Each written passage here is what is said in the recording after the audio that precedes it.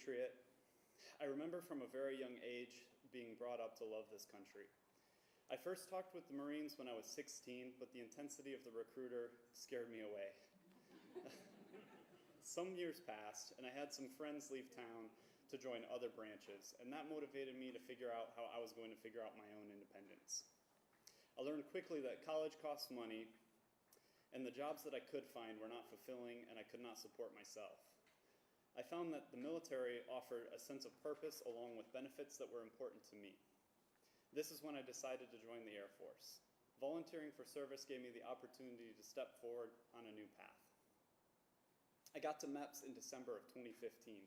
This is where a service member will take the oath of enlistment for the very first time. I remember this day very well. Taking the oath is a very powerful action. This is where I swore to support and defend the Constitution of the United States against all enemies. At every enlistment, this oath is taken. The first words of the Constitution are, "We the people." Our military's main objective is to support and defend its people against all enemies. Our military works alongside our first responders during natural disasters like hurricanes that we've just experienced. Thousands of troops are mobilized from all over our country in support of our people. And those jets aren't just for carrying weapons. They carry people and supplies, all of them volunteers. The oath of enlistment has been taken as far back as the American Continental Army in 1775. The original words are, "I have voluntarily volunteered." I apologize. I have voluntarily enlisted. Those are the original words. Even though it hasn't always been this way, at this time, our military is an all-volunteer force, and less than 1% of the population is currently serving. They are the few. And I am proud to call myself a veteran and have served alongside so many that have taken the same oath as me. Service has many layers. One of the Air Force core values, service before self, became a part of my life. It's not just about the time spent in uniform. It's a commitment that continues well after. Service can mean something as small as holding a door or showing others that you're there if they need support. When you take off the uniform, that value stays with you. Transitioning from military life to academia was challenging, and I found myself navigating a new environment filled with different expectations and dynamics. Thankfully, I did not have to do it alone. Being a student veteran also means being part of a unique community. I met so many fellow student veterans at SVSU, and together we support one another as we balance our academic pursuits with the realities of life after service. I found the skills I developed in service, leadership, adaptability, and critical thinking served me well at SVSU.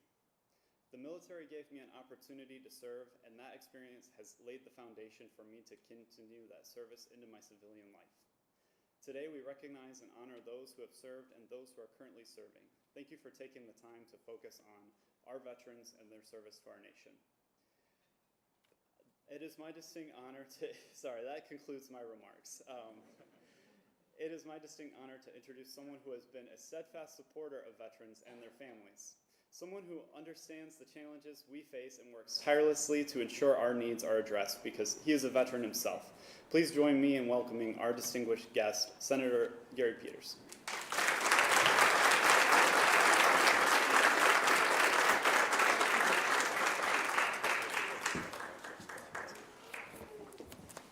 Well, thank you, Richard, for the introduction, and thank you for sharing your story and your service.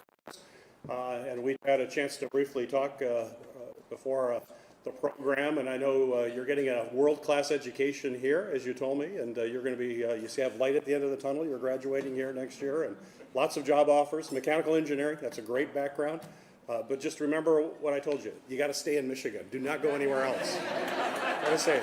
It's central area here if you can. Do that. And your volunteer work for the veterans, the Student Veterans America, and advocating is certainly appreciated. And without question, your leadership is an example, I think, for all of us of what we expect from folks who are willing to serve, not only in the military, but when they come back to civilian life, continue that life of service for many, many years. I also want to thank SVSU for hosting us here today. This is really delightful. and for the commitment of this university to provide quality, affordable education to veterans who are currently serving or recently left. SVSU continues to earn statewide recognition for this work. This year, the Michigan Veterans Affairs Agency awarded the university its Education Innovator Award for the university's exceptional support of military-affiliated students. And this is a great statistic. I love this. And for the 10th consecutive year in a row, SVSU has received the MVAA Veteran-Friendly designation. This is a place, if you're a veteran, you want to come here because this is a friendly place. So I just want to thank all of you. And I've met many of the administrators here and staff and faculty. This is a very special place for veterans, and thank you for welcoming them here to serve their nation. And finally, I'd like to thank Sherry Civic and her family who are with us here this morning. We had a very wonderful conversation around the table. And I'm just literally humbled to be able to recognize Sherry's father, Captain James McClain, who was a member of the brave generation that served our country in the Vietnam War. And we have to always remember their incredible service. And unfortunately, during that time, as we were talking about, it was not being recognized. Our country did a huge disservice to the men and women who went into harm's way for our country. And we have to make every effort we can to make it right in the years afterwards, which is part of why we are here. Captain McClain was born in Saginaw here, but he grew up in Lansing. He went to Okemos High School, played football, and I understand he was actually the captain of the football team. He was also a wrestler and a captain of the wrestling team. And so, of course, he met a cheerleader there, and they were married. Kind of an American story, all-American story, which I love. Joshua is here, his son, who also went to the school and was also a varsity letter winner, and he actually proudly wore his grandfather's letter on his jacket as well to remember the incredible service of your grandfather. So it's great to have you here, Joshua.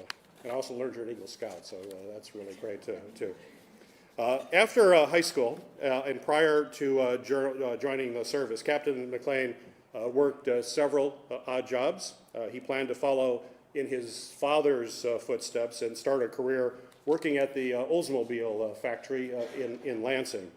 But he chose to serve in the Michigan National Guard instead, and then he later went on to become commissioned officer in the United States Army because he saw the service as an opportunity to provide a better life for his children and then eventually his grandchildren and his whole family, something that we all strive to do each and every day.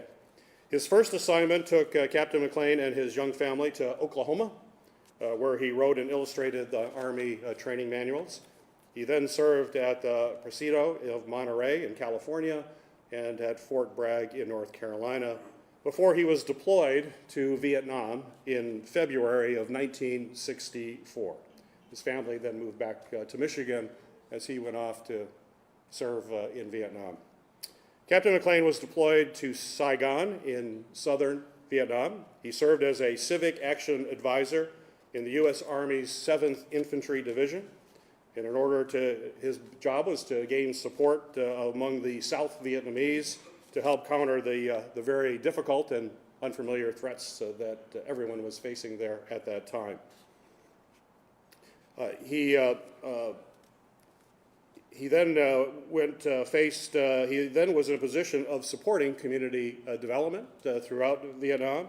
He delivered critical military aid to innocent civilians that were caught in the crossfire of the war, out there working to try to protect them. Those efforts included providing needed dental and medical services or working on local infrastructure projects. And for Captain McClain, that meant fixing machines as well as building roads at the time. But tragically, on July 28th of 1964, Captain McClain was killed in the line of duty. He was returning from a mission with two of his fellow service members when an enemy mine detonated and basically disabled their Jeep. They were stranded there and then they were ambushed by a Viet Cong force of more than 40 soldiers. Captain McClain jumped from the vehicle, and despite a vicious onslaught, he bravely engaged the enemy at very close quarters. He was gravely wounded by grenade fragments and weapon fires, but Captain McClain wasn't stopped by that. He continued to fight with unwavering courage, with strength, with tenacity, until his last breath on earth.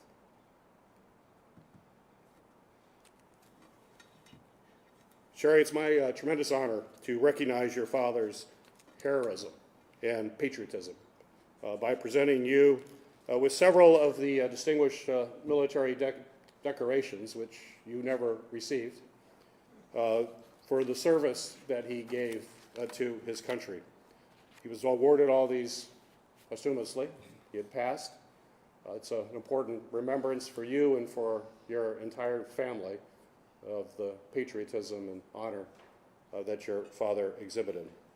And this is quite a impressive collection of awards for a man who certainly deserves each and every one of these. The one there in the, I can't see which one, well, the three there, I think it's the middle one, is the Silver Star, which is the third highest military combat decoration that someone can get in combat, a major award. He also has a Bronze Star, which is the fourth highest military combat decoration, both of these for bravery and courage in combat and for unselfish giving of their lives for the others that they were with. And that also includes a Purple Heart awarded to Americans who have been wounded or killed in service. He was also awarded other personal unit awards, and you'll see the other awards here as well to take a look at them as you're leaving. He has the National Defense Service Medal, the Armed Services Reserve Medal, Armed Forces Expeditionary Medal, Vietnam National Order Medal, Republic of Vietnam Campaign Medal, Combat Infantryman Badge, Marksman Badge, and Vietnam Gallantry Cross. Captain James McClain, who we see right here in this picture of him, was a true American hero. He risked and he ultimately gave his life to service to our country and the values that we hold so close as Americans. And he did so while seeking to build connection and understanding between two people in that war-torn country. In his efforts to bring folks together, it ended up costing him his life. But like too many of the brave men and women who served our country in Vietnam, one of the most challenging and contentious conflicts in American history, Captain McClain and his family never received the recognition that they deserved, the recognition of these awards. Over more than a decade, American service members representing every branch of the armed services fought in incredibly dangerous and diverse combat situations, including guerrilla warfare, which American forces prior to that time never saw on the scale in which they were confronted with in Vietnam. American service members fought major battles in open valleys, in congested cities from Hai Drang to Hamburger Hill to Saigon, and through unbearable heat and soaking rains, in dense jungle and waterlogged rice paddies, American service members persevered through unimaginable conditions to complete their missions. And tragically, too many of these young Americans did not return home to their families. But today, on Veterans Day, we have the opportunity to not only recognize and honor the 2.7 million Americans who served in Vietnam, but also more than 16 million Americans who served in Korea, Iraq, Afghanistan, the Gulf War, and other conflicts across the globe. We can also take the opportunity to remember the many generations who came before us, including my father, who served during World War II, and all the other conflicts throughout our nation's history. We are all standing on the shoulders of those men and women who have served us through our entire history as a nation. And today is a day to reflect on the service and pay tribute to those American soldiers and sailors, airmen and Marines, and all service members who have served, and especially those like Captain McClain, who paid the ultimate price to defend our freedom. And as we commemorate their patriotism and their selflessness, we must also remember the sacred obligation that we share to support our veterans as well as their family when their service to their country concludes. We have a responsibility to ensure that veterans have access to the benefits that they have earned and deserve, including access to quality health care, education, workforce opportunities, and in the end, a dignified burial. My father was a World War II veteran. His service inspired me to join the U.S. Navy Reserve, and I was honored to serve along some of the most dedicated, patriotic men and women that I have ever had the chance to meet. Supporting our nation veterans is certainly personal to me, and that's why I'm so honored to be here today to help recognize service for both Captain James McClain, but also his daughter Sherry, who lost her father at the young age of 9. Sherry and my team discovered her father's distinguished awards after Sherry reached out for help acquiring a Gold Star lapel button, a recognition presented to families like hers who have lost loved ones in service. And I'd like to conclude by welcoming Sherry to the stage so I could present her a long, long overdue lapel pin as a small thanks for the immeasurable sacrifice that you, your family, and your father made for this great country that we love so much. Sherry, if I could put this pin on you.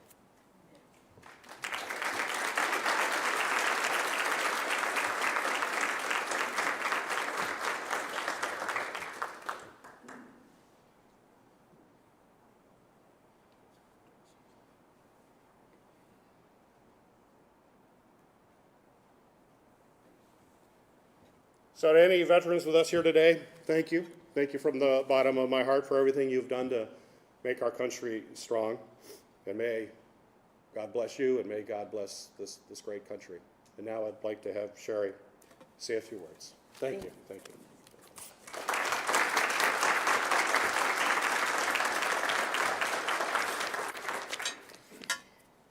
This day and this journey has been amazing. Thank you to all of you who have served our country. I know the sacrifices it can be for you and your family. And I'm so glad that you made it home. Thank you to the staff here. Your excitement and your kindness made me really proud the day I stopped in unannounced to be honoring my father. And thank you to Senator Peters and your staff. I learned how much you care about people. I wrote asking to attain a Gold Star lapel pin, and you did so much more for me. It literally changed my life. I was 9 years old when my father was killed. I was an extremely shy daddy's girl. Thinking like a 9-year-old, I was mad. When he made us move to 4 states in 3 years, just to go away and die. And I was hurt. Why did he want to leave us? Why did he want to go away? I don't remember a lot about my father. I remember when he left for Vietnam. We were at Capital City Airport in Lansing. The plane was on the tarmac. They moved the metal steps to the plane. Halfway up the steps, he turned and waved. And I turned to my mother and asked, what are we going to do without a daddy? I also remember the day he died. A boy on a bicycle rode up our driveway and handed my mom a telegram. And then he rode back down the driveway. My grandparents found out the news on the radio before my mom could contact them. Life was never the same after that. It was an awful time. His picture was on the news and in the papers for what seemed like forever. When we went outside, the press was in front of our house, and all of a sudden, we were different than all the other kids. I don't remember a lot about the day of his funeral. We weren't allowed to the visitations. My great aunt was home with us. She taught my sister and I how to play checkers with pennies. My aunt picked us up for the funeral. We parked on the street in front of the funeral home. As she was parking the car, she hit my uncle's car that he had just picked up from the dealership. I don't remember anything after that. I don't even remember getting out of the car. The funeral must have left a devastating impression on me, though, because I cannot listen to taps. It shakes me to my core. It takes me back to that 9-year-old girl who's never going to see her dad again. The day after my father's funeral, his name was never spoken again in our house. It was a life before that day never existed. So my questions went unanswered for 60 years, until one day I received an email from Bethany at Senator Peters' office.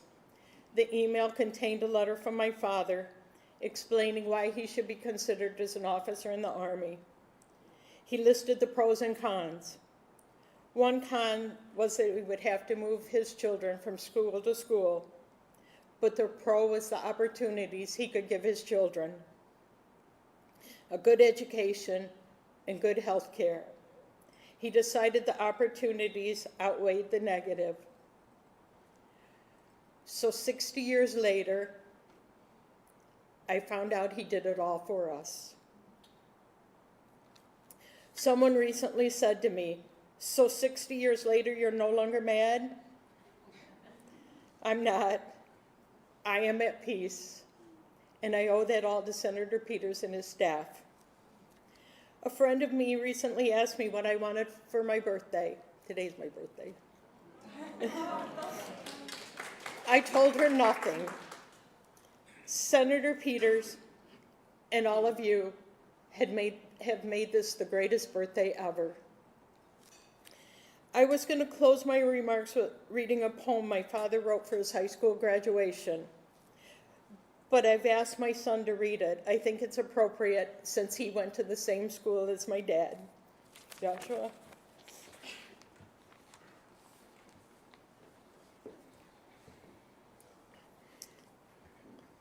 This was in the yearbook, correct? I think this was in a yearbook, and it's his senior year. The poem is A Helping Hand by Jim McClain. In leaving the school, we'd like to say, we're going out into the world so gray. There's a war and killing in most every place. It doesn't leave us too much to face. But the greatest thing we know is pride, and all the things in life stride. So again, we're ready, our minds set stout, and just as always, we'll win out. The journey hard and very long, there's many side roads to lead us wrong. But we won't stop until the job is done, or we're all dead, every last one. And from our mistakes, we'll learn the way. That's the reason we'd like to stay. After graduation, we'll make our stand if you'll just give us a helping hand. Class of 1952.